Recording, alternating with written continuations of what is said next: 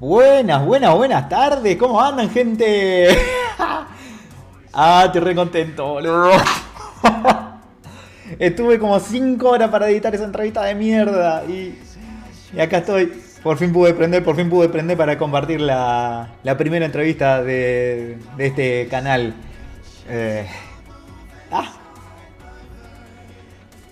Me fue el carajo. ¿Cómo andan, gente? Bienvenidos nuevamente. Gracias por acompañarme hoy. Un día bastante especial porque como ya los que ayer estuvieron en el stream y se quedaron hasta el final, supieron que hoy se iba a llevar a cabo la primera entrevista acá en el canal.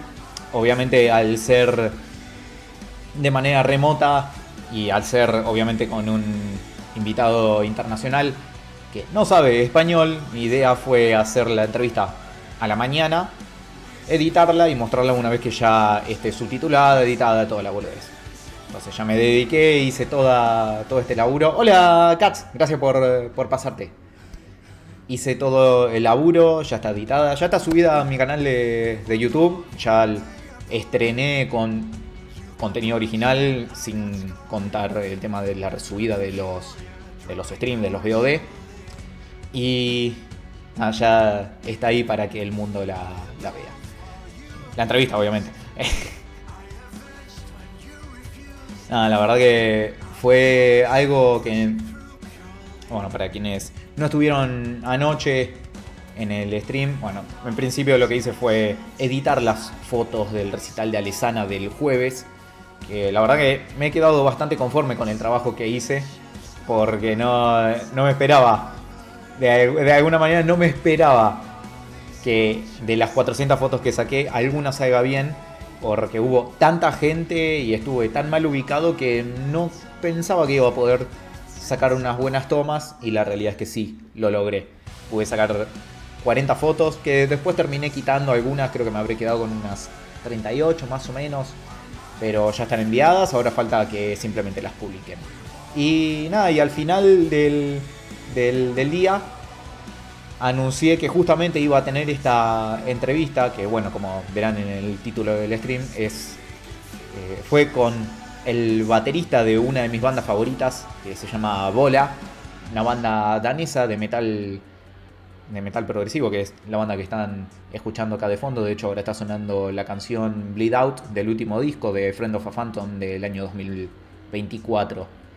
Y la realidad es que se dio fue muy raro como se dio. En realidad no es que se dio raro, se dio tan espontáneo que me resultó incrédulo en un momento. Hasta en un momento yo pensé, qué sé yo, no van a aparecer. Y medio al estilo Pato cuando hizo la casi mufa de la entrevista al flaco de tiempo de videojuegos, que casi dice que tengo miedo de que no aparezca. Y el tipo casi no aparece. Estuvo como 30 minutos para que aparezca el hijo de puta. Pero bueno, a mí me creció un poquito esa incredulidad. Sobre todo también por el hecho de la instantaneidad de la respuesta. Porque yo les mandé un mensaje a ellos.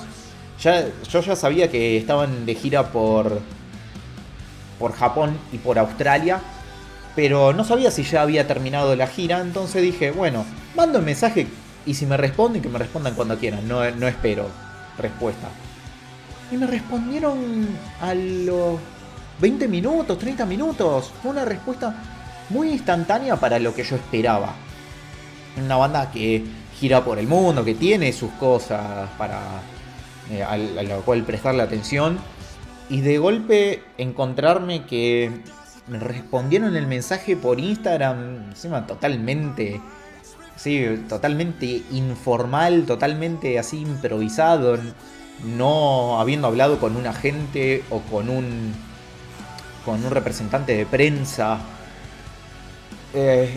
Fue todo así, palo y palo, directo.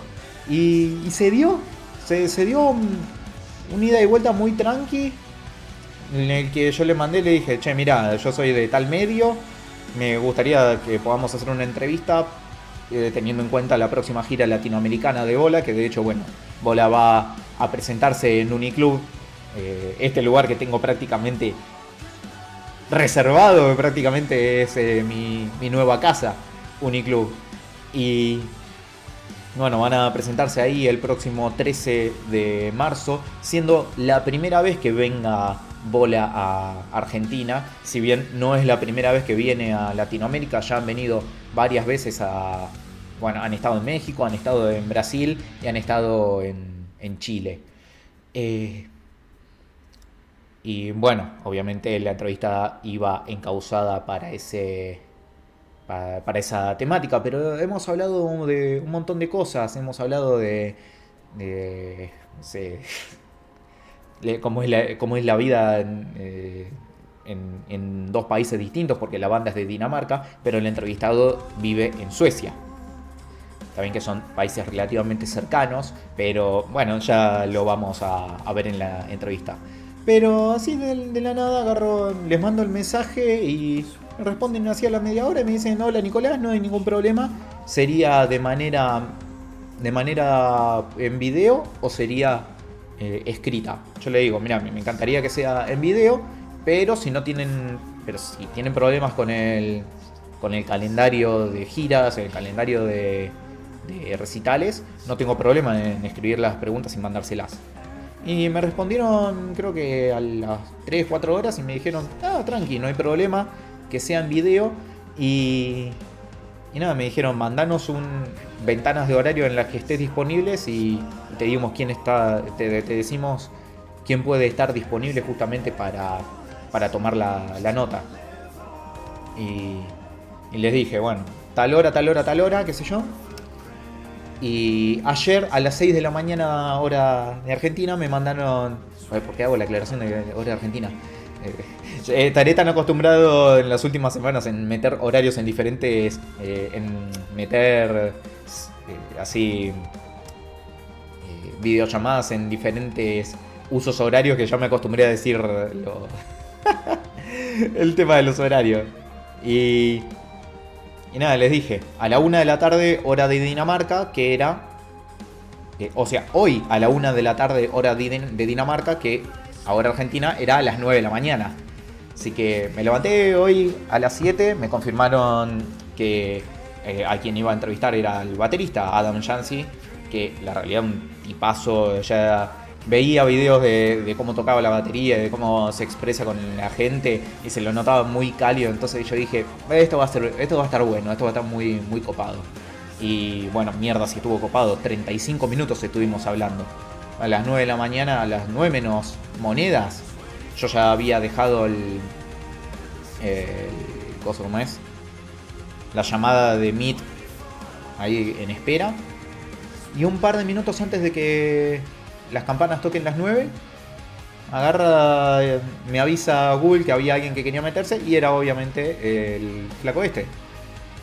Y nada, tuvimos una charla muy amena, 35 minutos, se lo notaba muy cómodo, yo me notaba muy cómodo también, él tenía muchas ganas de hablar, había muchas cosas que no he escuchado en otras entrevistas que le han hecho a este personaje y la verdad que fue algo muy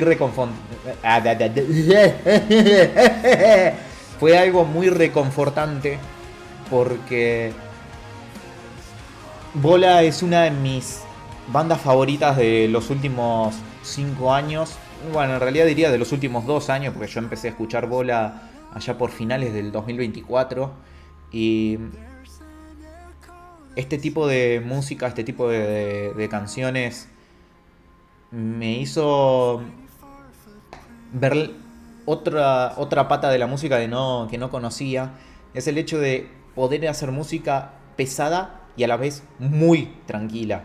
Porque Soen, que es mi banda favorita de la vida, combina un poco lo que es tranquilidad con música pesada, pero tira más para el lado pesado con el tema de las vocales. En cambio, con el caso de VOLA es distinto porque la música es pesada en momentos, pero la voz del cantante siento que es como un shot de anestesia en el medio de una vorágine en medio de un huracán. No sé, es una manera extraña de decirlo, de pensarlo, pero es la manera en la que se me ocurre de explicarlo. Y nada, la verdad que estoy muy contento con lo que logré, sobre todo porque es el hecho de haberlo logrado por mi cuenta y que esto seguramente me pueda llegar a dar alguna especie de incentivo para que en un futuro no solamente empiece a hacer las entrevistas para mi canal, sino que empiece a pedir... Uy, cómo estoy con la modulación, amigo. Bueno, fue la entrevista también, encima hablando en inglés. Empezar a mandar las acreditaciones bajo mi propio nombre y ya desligándome de alguna manera de otros medios. A ver, no tendría problemas en hacer coberturas para todos los medios en los que he laburado. Al fin y al cabo, yo creo que si no fuera por estar de alguna manera fogueándome en El Culto, en Nepente Rock Press y haber hecho toda esta red de contactos y hablar con tanta gente del ambiente, no creo que hoy estuviera acá. Así que un poco tengo que agradecer no solamente a todos los que me están viendo ahora, hay mucha gente que me ha impulsado a que haga esto. Y también, a pesar de que no me dijeron específicamente sin mandate, hacelo, el hecho de haber empezado a escribir de vuelta, el hecho de haberme expuesto un poco a sacar las fotos y a querer compartirlo, también me hizo querer estar acá. Así que tengo que agradecer muchísimo a los medios en los que trabajo, en los que he trabajado y en los que voy a trabajar, porque ya sigo haciendo contactos y ahí sigue habiendo gente que quiere que saque fotos para sus medios, que haga crónicas para sus medios, y dentro de poco creo que voy a empezar también con las reseñas de discos de manera más habitual. Así que no, habiendo hecho toda esa introducción, me parece que ya va siendo momento de empezar a ver la entrevista, porque ahí lo tenemos al señor Adam Janzi. A ver, ¿se escucha? Sí, se escucha bien. Bueno, teniendo en cuenta que... no, esto está con el volumen muy bajo. Voy a bajar un toquecín más la música. Voy a dejarla de fondo nomás para que tenga algo de colchón, porque a la entrevista per se no le puse música, la dejé así como estaba. A ver, vamos a probar cómo se escucha. What do you do when you're not... Bueno, yo creo que se escucha bien. Ustedes me dirán, si no, de última saco la música del carajo. Y no. Les presento la primera entrevista que hice para este canal. In tour with VOLA. Other music work on the side, some session recordings. I record drums for others. I play drums live with some other bands and artists sometimes, so a lot of practice and recording and stuff like that. Yes, I believe that right now that you are almost 2 weeks away. No, 1 week away from 1 week. Yeah. from the Latin American tour. You are rehearsing very, very hard. Actually, we were in Australia and Japan a week ago, so I don't rehearse so much the VOLA stuff. That's already in my system. So I just stay in shape. Generally, I just play drums overall to stay in good shape. Do you have a regime or a workout? I'm actually just now starting to have a regime or a routine. Yes. Before that, I didn't have that. So I'm gonna start actually these days to work out, specifically the legs. Yeah, I need to get better double bass. So I'm practicing a lot that now. Every day I sit down for a bit of time.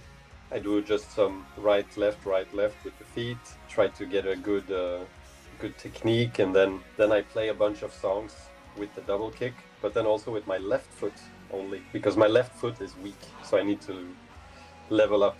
You are ahead of your third Latin American tour, for your third time coming to Latin America, and Yes. the first time coming to Argentina. How do you feel about that? That's super exciting. It's a new world for me. It's a country I've never been to. We've heard a lot of people ask that we play there. So it's always been a thing that we want to do, and finally we can do it. Yeah. Do you know anything about our country? Do you know anything about our fan base? I don't know anything about the country, actually. I guess about the fan base. The impression that I have so far is that it's very dedicated and very energetic, which is very nice and very different from what we have in Scandinavia. Because here everyone is so chill. Yeah. And they don't express a lot with their face. But in Latin America, my impression so far overall has been that it's much more warm and expressive. So I expect Argentina to be like that too. Well, it will be like that. I spoke about this with Michael Lepond of Symphony X some weeks ago, and he said the same thing. Well, every musician that comes from United States and from Europe says that the Latin American crowd is very warm, very passionate. That's awesome. The similar we have in Europe is when you go more south in Europe, Italy, for example. There they can also be very, very passionate. So we have a little taste of it, but Latin America is that's where you have to go for the full experience. Yes. You said that you just ended the Japan and Australian tour. How is it like to play in those places? That was awesome as well.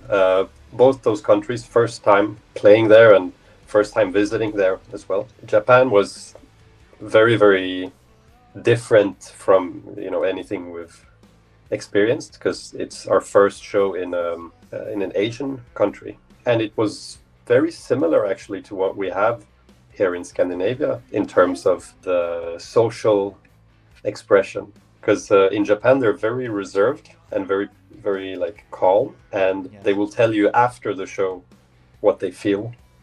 And during the show, it's kind of calm, and we have the same here in Sweden, for example. Australia was a bit more energetic. It felt a bit more familiar though, because everyone speaks English there. It reminds me of the United States in terms of just how things look, but of course the nature is different, the climate and the language a little bit. But it was a bit more familiar. While Japan was really like something very new. I couldn't read the signs. I didn't understand anything. I loved it. Very, very polite people and very, very nice people in both Japan and Australia. Yeah, it's more like Japan. They are more respectful when it comes to the appreciation of the art. Do you think that? Yes, exactly. Yes, they take it very seriously in a sense of showing their respect for it. That felt familiar to what we have back home, that kind of calm energy, which is nice. But sometimes also, like when going to Latin America, we expect the other side of that spectrum, which is a nice thing. You were talking about that you were starting to work out and doing this stuff. apart from when it comes to the double bass? What that consists in? I do a lot of different songwriting, whether it's for VOLA or for my own stuff or for other projects. So that's not technically a workout, but it's part of my practice to always write music, because it also helps you decide what to play when and how to create ideas. And that's very important. It's not only about what you are technically able to play, but also what you choose to play.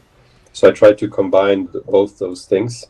But now I'm also spending some time with my hands, because it's very I don't practice rudiments often at all. And now there is a situation where I actually have to, doing some single strokes, some double strokes, right, left, just getting those basics a bit better. Also trying to stay relaxed, because when we play and we're tensed, it doesn't go well. So always just stay relaxed. I always try to focus on that. So all of that combined, I think that's my general practice routine, to have a good, healthy approach to the drums. And when you have this approach, how do you process in your mind what you want to play, which song you want to play, and how you want to play it?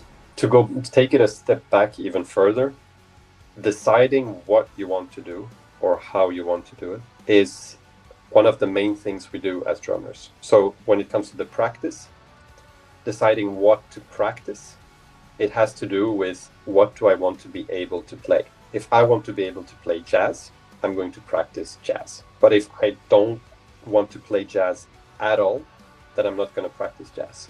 Just like purely and simply knowing that this is what I want to learn, so that is what I have to practice. It's very simple when you say it like that, but sometimes we have to remind ourselves of that. And then when it comes to songs, it's a bit similar, because then I think about what does the song say. So if it's a very, happy love song, well, then I want to make sure that my drums can add to that expression. So maybe I'm not going, angry and playing super aggressive on the drums, because then I express something aggressive.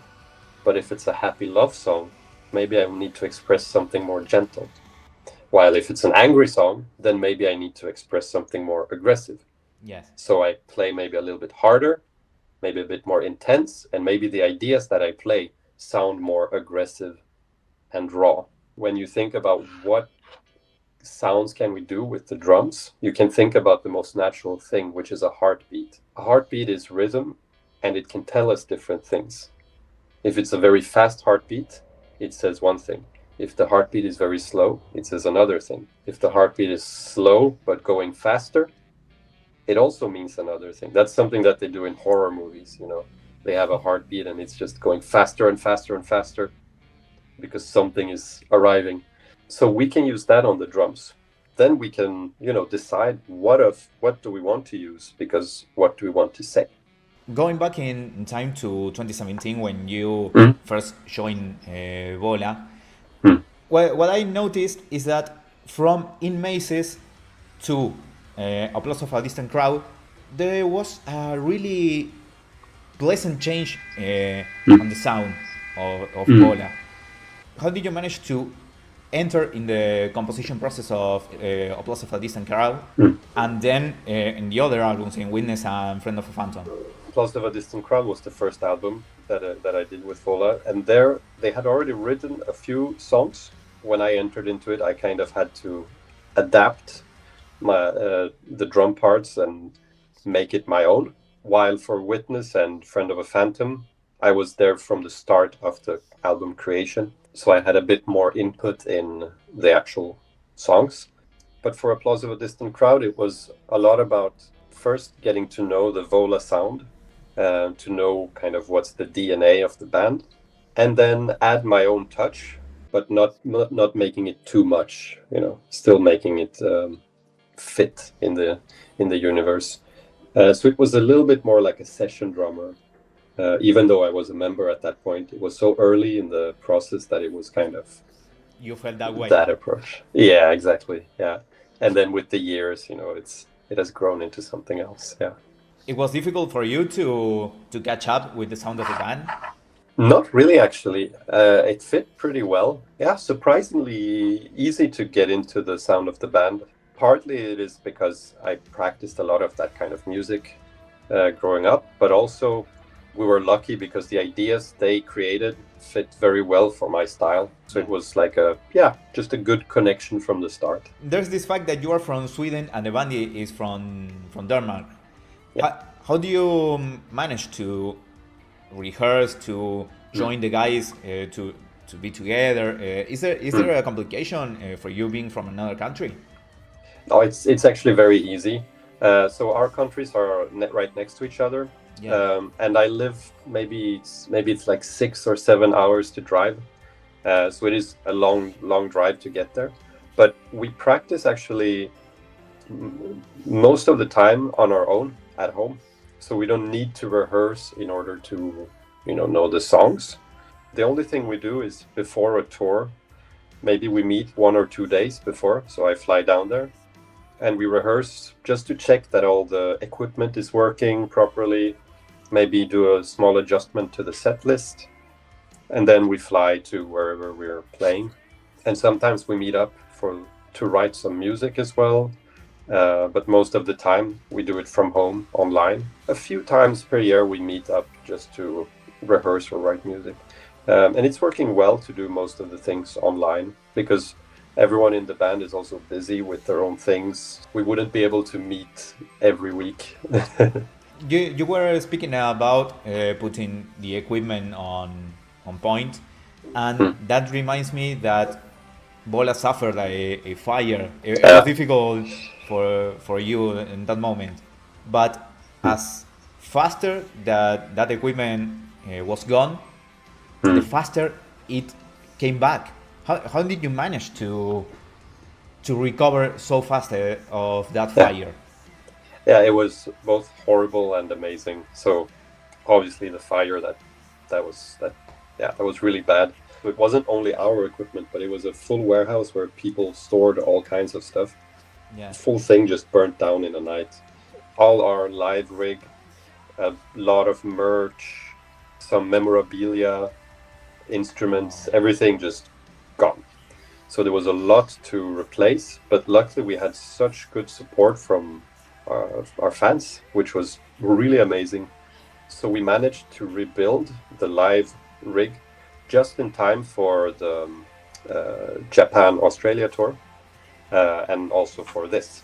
Now when we play these shows live, we feel like an extra level of gratitude for everyone who helped in any way. It has been a roller coaster, definitely, but with a good ending. I want to talk a little bit about Friend of a Phantom. It is almost 2 years since the release of that record. How do you see that record in retrospective now? Which learning do you have about recording that album? Yeah, that album, it was recorded once again with Jacob Hansen in Denmark, who mixed Witness. The songwriting of the album, it happened kind of during the end of COVID, and the album was recorded right after. When making that album, we came out of this period of time where we didn't know if time passed quickly or slowly, because everyone says, where did those years go? So it was this mix of some time just disappearing, but at the same time everything going so slow, and we're just trapped in this pandemic. So the songwriting also became a bit disjointed.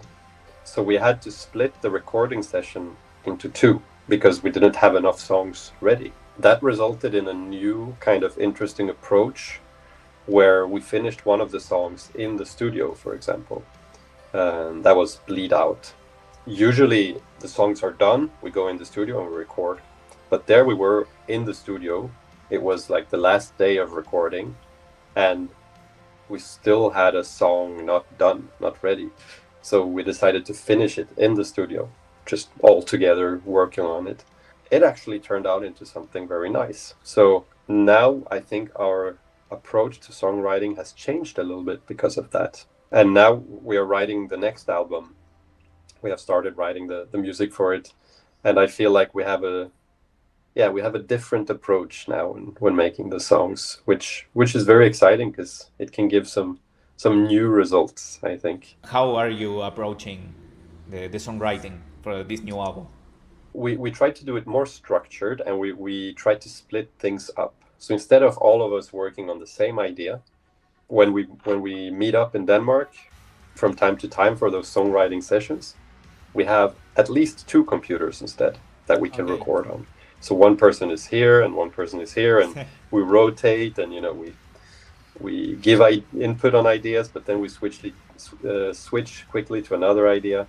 So we don't want to stay too long on the same idea, and we don't want to just do one thing at a time, but rather have a more creative flow where maybe ideas will come later. So we put something to the side, we jump on something else, we go back to that old thing, and we let the impulse control us a bit more.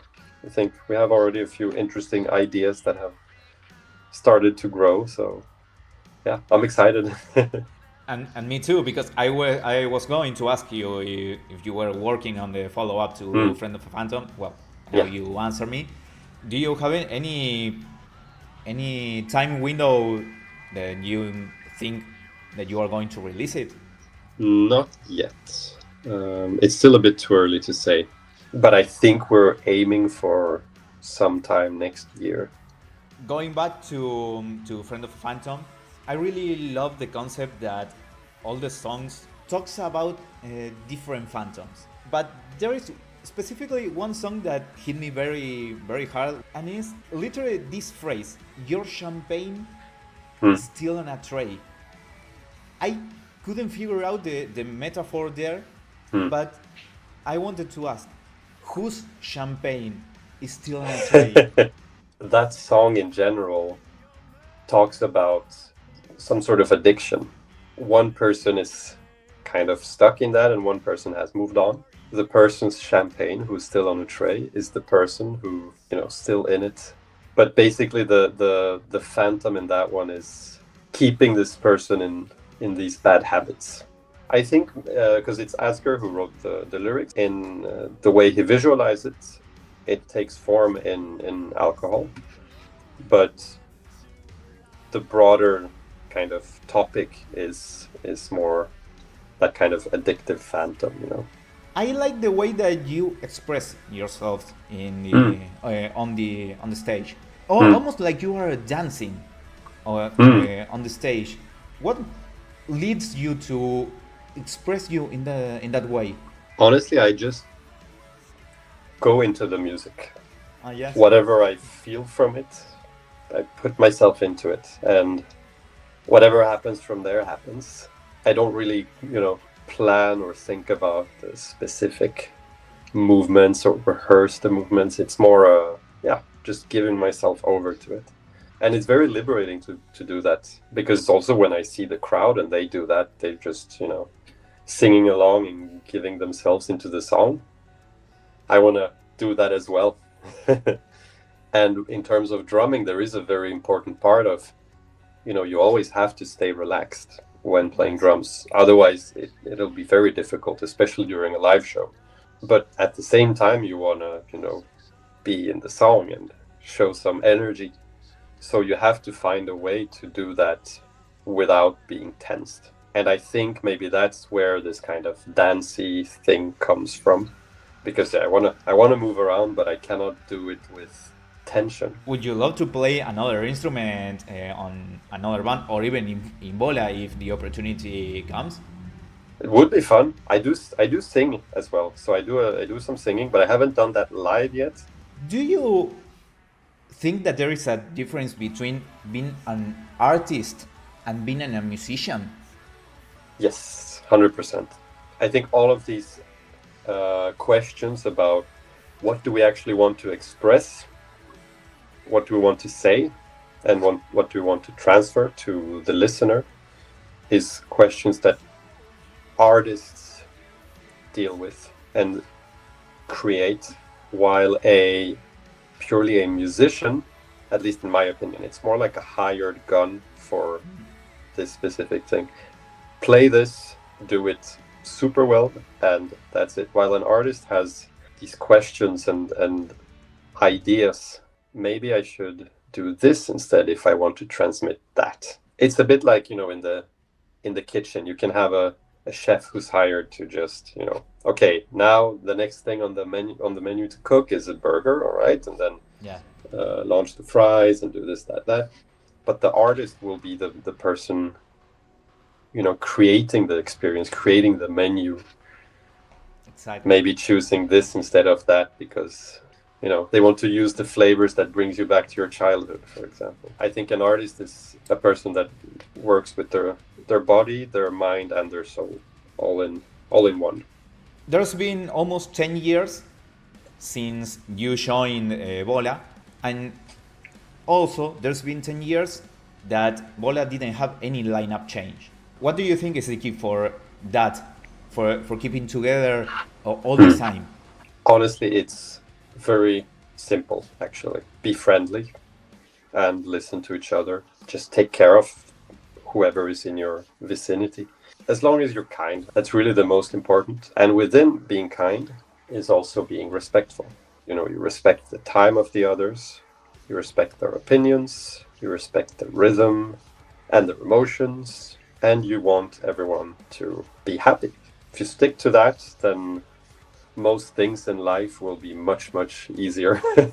Adam, thank you for your time, and I'm really grateful for being here talking with you. Do you wish pleasure. to give any message to your Argentinian fan base? I'm so excited that we can finally see you in the real life and visit and play there. Finally, it's happening. Super excited, and thank you for everyone who listens to us over there, who will come to the show, who will have fun to our music. So yeah, thank you, and see you very, very soon. I hope to see you next March 13 here in Uniclub in Buenos Aires. Looking forward to see you here, Adam, and you and everybody in VOLA. Yeah, thank you. It's been a pleasure. Y eso fue la entrevista. No, flaco, no quiero seguir viendo.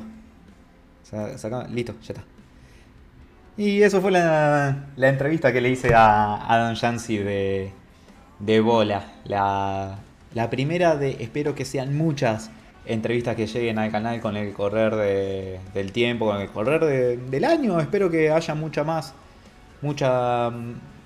tráfico de entrevistas acá en este canal, más ahora que empecé a mover un poco más el canal de YouTube, ahora que quiero empezar a hacer más contenido en el canal de YouTube y que lo quiero empezar a hacer rendir un poquito más. Me fui carajo con la música, me partió los oídos. Y la idea es esa, justamente, lograr un caudal bastante importante de entrevistas, traer gente reconocida, poder tratar de alguna manera de hacer entrevistas en vivo mientras estoy streameando, justamente. Obviamente va a tener que ser con gente que hable español, porque no tengo manera de subtitular en vivo y en directo en Twitch. Por eso me pareció copado hacer este formato de primero grabar la entrevista, editarla y después pasarla en vivo durante la transmisión que hago siempre acá en el canal de Twitch. También estoy pensando un poco quizás no en mudarme de plataforma, pero sí quizás empezar a hacer multi-stream como para acaparar varios frentes, quizás hacer Twitch, YouTube, Kick. Quizás en Kick ni siquiera tengo cuenta. No, miento, tengo cuenta, pero me olvidé, casi ni la uso. Estaba pensando para ver cómo hacer para transmitir en horizontal en una plataforma y en vertical en otra, como para poder transmitir en Instagram o incluso en TikTok. Es mucho lo que quiero hacer. Estoy pensando demasiado ambicioso. No me importa. De una manera u otra se puede lograr, de una manera u otra lo puedo llegar a conseguir. Pero me tengo que poner a buscar las alternativas como para poder lograrlo. Y no, eso. Estoy muy contento de haber dado este primer pasito, que fue un paso enorme que primer pasito. Fue algo muy copado, algo que, como ya lo dije al principio, lo logré bajo mis propios términos, a mi manera. Ahora, nada, queda seguir dándole para adelante. Así que nada, la realidad es que el stream de hoy era solamente para eso, porque ya lo que había preparado para hoy lo hice en el stream de ayer. Así que nada, será, será cuestión de continuar el fin de semana. Así que nada, gente, gracias a los que se pasaron. Bueno, pequeño, pequeño detalle que estaría bueno. ¿Cómo es? Que estaría bueno compartir, ¿no? ¿Dónde está esto? Acá. Acá, copiar. Para quienes quieran ir a seguir mi canal en YouTube para poder acceder a los VOD de los streams pasados y para, obviamente, acceder a la entrevista, que es el link que acabo de compartir. Bienvenido sea, así ya empiezo a hacer crecer ese canal. Así que, nada, gente, muchísimas gracias por estar de ese lado. Me di cuenta anoche, después de cortar el stream, que no estoy haciendo raids. No estoy raideando a gente. Pero estoy notando que acá no tengo a nadie conocido que esté ¿cómo es? Que esté en vivo, así que vamos a cortar acá nomás. Así que nada, Genchi, nos veremos la semana que viene, nos veremos el sábado que viene. Esta semana que hay. Arranca marzo, ya arranca marzo. Call the Police yo no voy a ir. Bueno, está VOLA justamente. Está Hailstorm este mes. Está Moonspell. Hay un chingo de bandas que tengo muchísimas ganas de ir a ver. Bueno, FM con Marco Mendoza, que posiblemente lo vaya a cubrir el viernes que viene, así que seguramente traiga fotitos para editar el sábado que viene. Y no.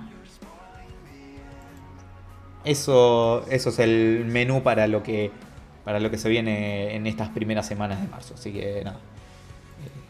Nuevamente, gracias por pasarse, gente, y nos veremos la semana que viene. Adiós.